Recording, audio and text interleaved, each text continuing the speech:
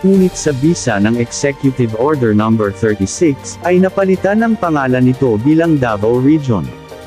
At ang mga lalawigan ng Sarangani at South Cotabato at lungsod ng General Santos at Coronadal ay nailipat sa ibang rehiyon.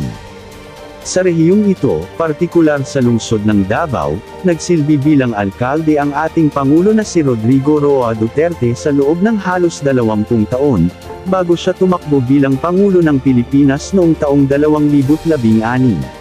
Ang rehiyong ito, ang may pinakamaraming populasyon sa buong Mindanao at pang-7 sa buong Pilipinas.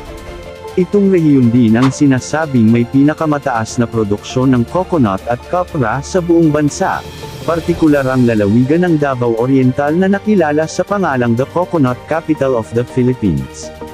Ang UNESCO Heritage Site na Mount Hamiguitan Wildlife Sanctuary ay matatagpuan rin sa rehiyong ito.